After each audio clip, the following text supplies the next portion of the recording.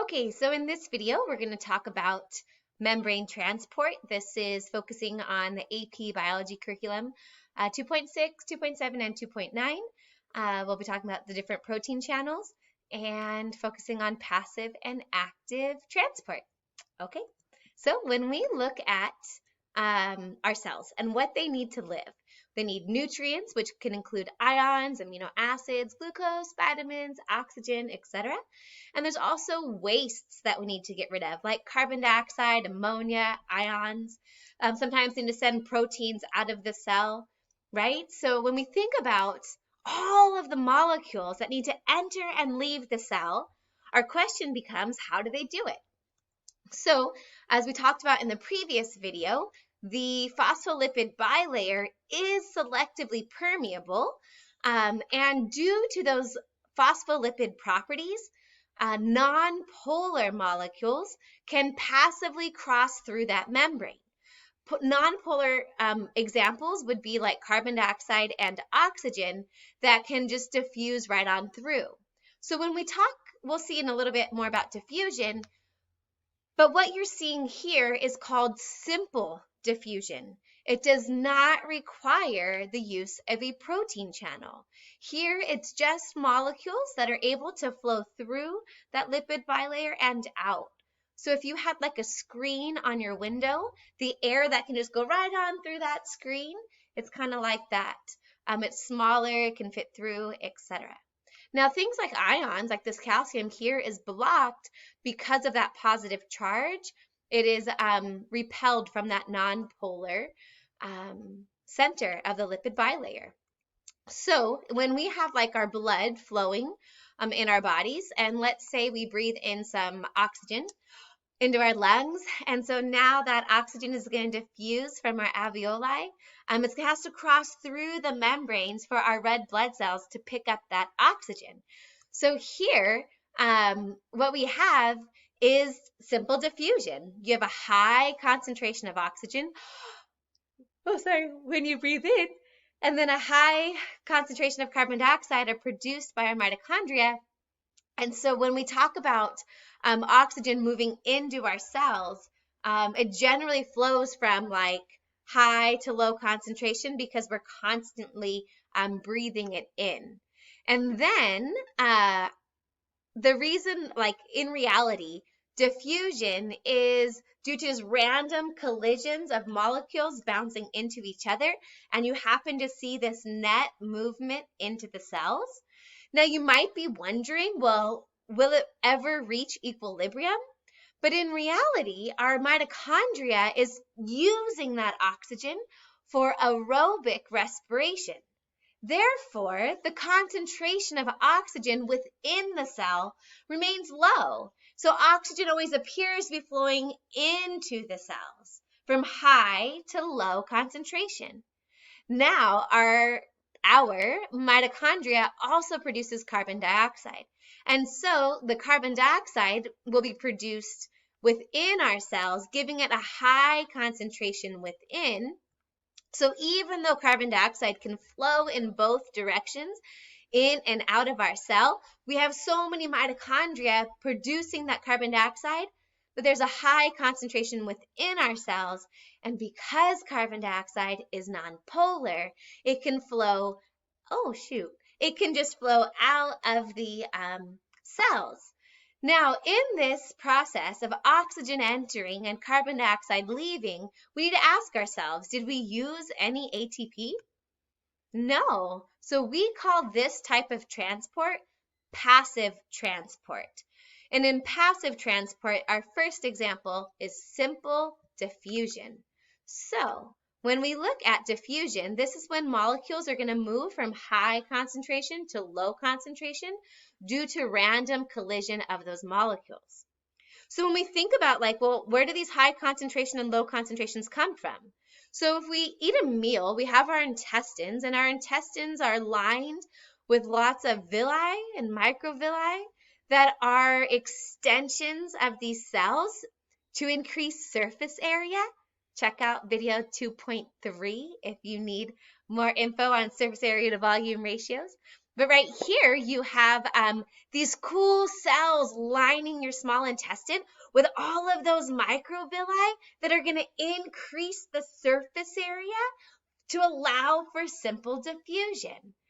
Oh, I just think it's beautiful. Sorry. So here, when you have your small intestine and you eat a meal, let's say you drink some milk or some almond milk, and here you have an increase in calcium. Right here would be a high concentration of calcium on the outside and a low concentration on the inside. Now, as it stands, it would stay this way. But we'll see in a later slide how we actually have protein channels that can help calcium move in or out. So here you'd have a high concentration, there you'd have a low concentration. If we have a meal that's high in sugar, in carbohydrates, so here you have a high amount of glucose. Now the glucose is pretty large, and so therefore it remains outside of the cell unless there's a protein channel for facilitated diffusion, which we'll see soon, that allows that to move into the cell. So here you'd have a lower concentration. Okay. So when we think about this, though, non-polar molecules are what can pass through the membrane, but what can't. So that is going to be your ions and your polar molecules and your large molecules. So this is actually covered in my previous video of 2.4 and 2.5 if you want a more detailed explanation of this. Okay, so how do they enter, right? So we use protein channels. So here we have some sodium ions, and these sodium ions are in a high concentration outside of the cell, and then because of that positive charge, though, they're repelled in that non-polar region of the membrane. So one way they can enter a cell is through a protein channel. They can still go from high concentration to low concentration. So is this still diffusion? Yes, it's still high to low. Did it require any ATP? No. And so here, when we talk about molecules diffusing in or out of a cell with the help of a transmembrane protein, we call this facilitated diffusion. And why we call it that is because facilitate means to help. So it's diffusion, but with the help of a protein channel or protein channel is fine. A carrier protein, sometimes it's called that too. So maybe you have a lot of potassium within the cell. Like I always show, I guess, a bit high going in, but you could have a high concentration within the cell, and then diffusion happens going from high concentration within to low concentration out of the cell. But again, because it's an ion, it's going to require the use of a protein. Now, glucose enters and leaves the cell also through a protein channel, but this protein channel actually changes shape as the glucose moves into the cell. So here you have a high concentration of glucose, and then it enters, so it's still facilitated diffusion, did not use any ATP, and yeah, okay. So let's go ahead. Yeah, this one is called a carrier protein. So I believe, are these both facilitated diffusion? Yeah, they both are going from high. Look at the direction of the arrows, high to low concentration. Now, if I were to ask you, like, what kind of properties would you expect of those red and blue molecules? You would probably say they're either ions, or they're polar, or they're too large to cross the membrane by simple diffusion, and therefore require the use of a protein. So we're going to use the example of our nervous system. And if you want a more detailed description of how action potentials travel down the neuron, I have whole videos on just the nervous system for you. Okay, so, but here, if we look at a section in an axon, so in our nervous system, we have, when a message is sent, from, like, let's say you get hit in your shoulder and then the message needs to travel to your brain so you can, like, sense that and have feelings and interpret what that sensation is. The way a message travels down the neuron is called an action potential, and it relies on these special proteins as well as the phospholipid bilayer to make sure all of the ions are in their proper places at the correct time. So here we go. When we look at how an action potential travels, in a neuron, in a nerve cell, we have sodium channels and we have potassium channels. As the name implies, they are very specific to both sodium ions or potassium ions. Now, at rest, the inside of this cell measures a negative 70 millivolts. That is its membrane potential, like the thing about like potential energy. And so anyway, like I said, watch the other video if you want more details. But right now, with these sodium and potassium channels closed, the charges are all kind of locked in where they are because they're positive and negative charges or ions. And so with that lipid bilayer, they can't just enter by diffusion. And so how a negative and a positive would be attracted to each other, they can't cross that lipid bilayer because of that nonpolar center.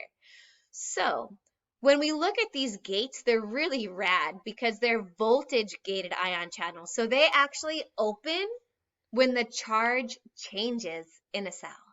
So let's go ahead and kind of just see real quick how facilitated diffusion happens in a neuron. So here at rest, you have a high concentration of sodium ions outside the neuron and a high concentration of potassium ions inside. At rest, these gates are closed, so these ions are trapped within because of that lipid bilayer's nonpolar center not allowing the ions to pass through by diffusion. But when you receive a signal and your voltage changes in the dendrite region, and it passes threshold, these gates, these voltage gated ion channels that change in charge, you can see right here, we added some more positive charges. It signals the opening of this gate. Now this protein actually will allow ions to flow within the cell. So you can see how these, oh, that one was off, but how the ions will flow through the protein, changing the charge even more within the cell, which then triggers the opening of the next voltage-gated ion channel and more ions rush into the cell. But this is only because these gates are open and it was negative within the cell, so positive is attracted to negative, and there's so many positive ions repelling each other outside that they flow within the cell. But so many positive ions like flew into the cell by facilitated diffusion that the inside became positive relative to the outside, and now the outside's a little bit more negative. And then these sodium gates, they kind of close. Now sodium is locked where it's at, and then the potassium gate is a little bit slower to open, and now the potassium that's been locked inside this whole time, you have all of these positive ions repelling each other. Now, given the opportunity, the potassium flows out of the cell, restoring that membrane potential to be back more negative within and positive out. However, it stays open a little too long and it actually becomes even more negative than that negative 70 we started with. So if you're watching this video and your class has not taught about action potentials, that's okay. This is just really an example to show you how these concepts apply in a cell. Like I said, you can watch in more detail on the action potentials if you'd like in other videos. But the reason I use the neuron as in our example is because in order for another message to travel down this cell, you need to reset everything. At the start of this, the sodium was on the outside and the potassium was on the inside. Now that's an issue. Right now, they're in the wrong places. And we can't really just rely on diffusion again. So what we're going to do is we actually will use a pump called the sodium-potassium pump. And as the name implies, a pump, like if you think about like a bike pump, that requires a lot of energy. So here, the cell is going to require the use of ATP, and it's going to pump 3 sodiums out of the cell and 2 potassiums in. So this continues to require ATP, and it's going to reset that neuron. And so here, this sodium-potassium pump is a perfect example of active transport. So up until this point, we've learned about passive transport with simple diffusion and facilitated diffusion. But what we just saw here was not diffusion. Here we are pumping ions where we want them to go, and it took the use of ATP. And so therefore that is active transport. And so if you are ever reading a context type question and it talks about a pump, I want you to think about like a bike pump of some kind. Hold on, I have a bike pump right here. So when we are when we have a high concentration, here's like a high concentration and a low concentration, and we're trying to like have even more molecules go into an area where they normally wouldn't flow. So we're basically going against the concentration gradient. We actually will call this active transport. So think about a bike tire. If you're pumping up a tire, there's already a high pressure of air within that tube. And as you like push the handle down, you're trying to put even more air where there's already a lot. So you're going from a lower concentration outside or a lower air pressure to a higher concentration or air pressure inside the tube. And so when you see the word pump, I want you to think about active transport, pumping ions or molecules from a lower concentration to a higher concentration. And this will require ATP. So when you look at our summary here, we have our passive transport includes both simple and facilitated diffusion. You notice they both go from a high concentration to a low concentration, but it's dependent on the properties of the molecule, if it'll go through that lipid bilayer or if it will require the use of a protein channel. Then an active transport goes from low to high and requires the use of ATP. So here, I hate when there's, sorry. You have simple diffusion, facilitated diffusion again, and then you have your active transport. And that is our summary. Oh, no, just kidding. What about large molecules, right? Like how about if you are a pancreas cell and you need to send out insulin? Or maybe you're like a gland, like the saliva gland, and you just send out the enzyme salivary amylase so you can break down carbohydrates. Like, how do you send out enzymes that are proteins? They're so large, like you can't send a protein through a protein channel. So how do they exit a cell? We have this process called endo and exocytosis. So this picture here could be like when you're sending a protein that's made out of the cell. But sometimes our immune system, for example, does a process called endocytosis. So let's pretend that this is a white blood cell and the green dot is a bacterium or a pathogen of some kind. So your white blood cell is going to engulf and take in that bacterium. And now it has that vesicle right there. And in the immune system, you'll have your organelles called the lysosomes, will fuse with that, destroy the bacteria. And now this vesicle, though, because it's important to remember, too, that these transport vesicles, like this vesicle right here, is surrounded in a lipid bilayer. So when it gets to the surface of the cell, it's like, let's say you're playing Ring Around the Rosies and you're holding like hands with your friends. I don't know. And then another friend comes to join you, like you just like add them. It's kind of like that here. Like the lipid bilayer of the vesicle joins with the lipid bilayer of the cell membrane. And so when a cell is trying to export something, that transport vesicle will move to the surface and then it'll fuse with the cell membrane and export whatever it's sending out. So if it was insulin or enzymes, etc. So that's the end. So here endo is it's taking in and surrounding it, and then exo is excreting. These are like bulk movement. And as you can imagine, there was a lot of rearranging of the cytoplasm. So this is also a form of active transport. Okay, good job.